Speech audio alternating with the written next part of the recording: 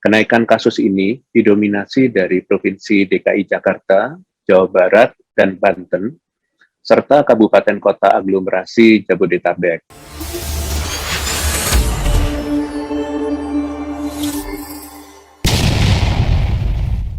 Sesi pertanyaan yang pertama ada dari Hendro, berita1.com, Dipo, Kompas TV, Tio Tribunnews, dan Fitri, Kompas.com.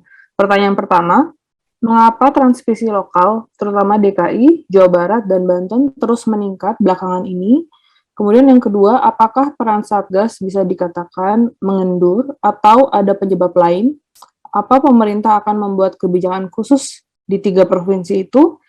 Dan adakah rekomendasi dari Satgas COVID-19 untuk menaikkan level PPKM di beberapa provinsi pada awal bulan nanti, khususnya DKI Jakarta? Dan terkait kondisi ini, bagaimana asesmen level PPKM yang akan diterapkan kembali? Terima kasih. Terima kasih pada berita1.com, Kompas TV, Tribun News, dan Kompas.com. Jadi seperti yang kita ketahui bahwa DKI Jakarta, Jawa Barat, dan Banten ini menyumbangkan 13.316 dari total 14.729 kasus minggu terakhir atau sebesar 90,4%. Sehingga pemerintah atau satgas daerah di provinsi tersebut perlu melakukan strategi mitigasi untuk menekan laju kasus selama 2 minggu ke depan, untuk mencegah lonjakan kasus yang lebih tinggi lagi. Mohon segera mengevaluasi dan kembali menegakkan implementasi protokol kesehatan, baik di sektor perkantoran, fasilitas publik, serta transportasi publik. Pemerintah pusat akan berkoordinasi dan mengevaluasi upaya mitigasi daerah secara rutin. Saya juga menghimbau bagi masyarakat pada 3 provinsi tersebut, terutama bagi kategori rentan, yaitu orang yang tidak dapat divaksin, anak-anak, lansia, yang memiliki komorbid, untuk menghindari aktivitas serta tempat dengan risiko penularan yang tinggi. Terima kasih. Baik, Prof. Untuk sesi pertanyaan yang kedua, ada Andrian dari Tirto ID.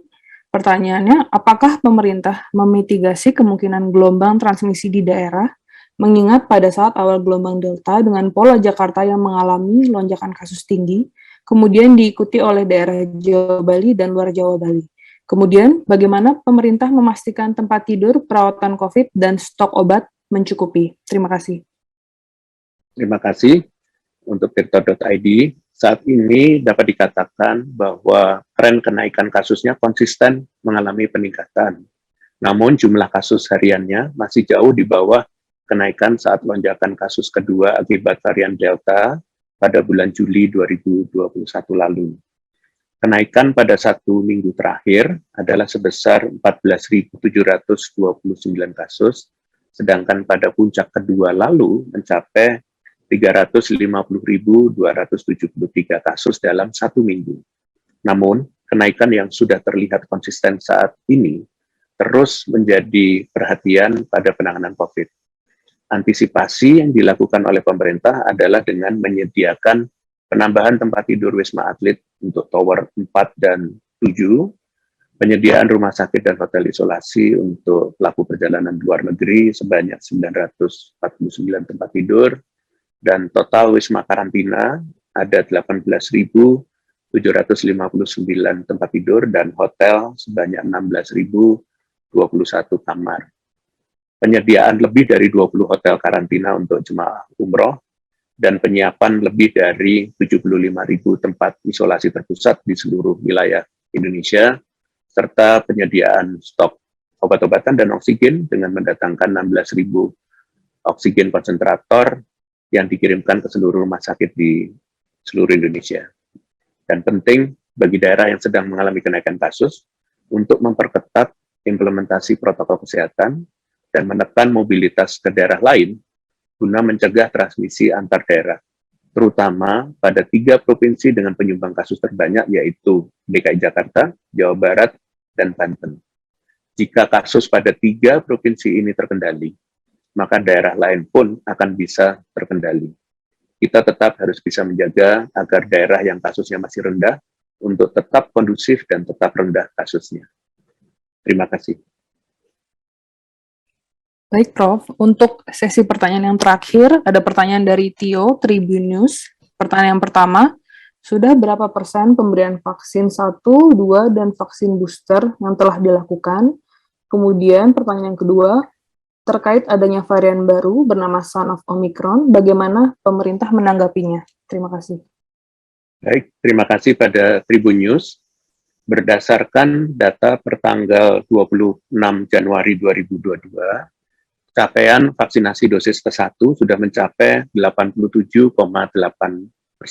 dari target.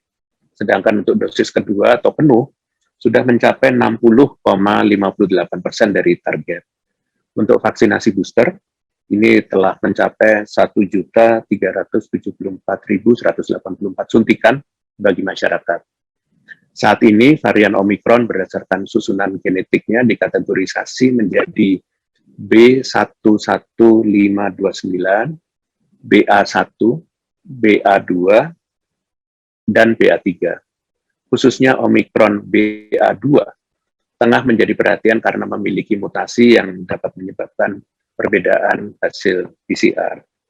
Pada Omicron lainnya, adanya mutasi berupa hilangnya susunan tertentu pada gen S dapat memunculkan deteksi gen lainnya, namun gen S tidak terdeteksi atau SGTF pada tes PCR.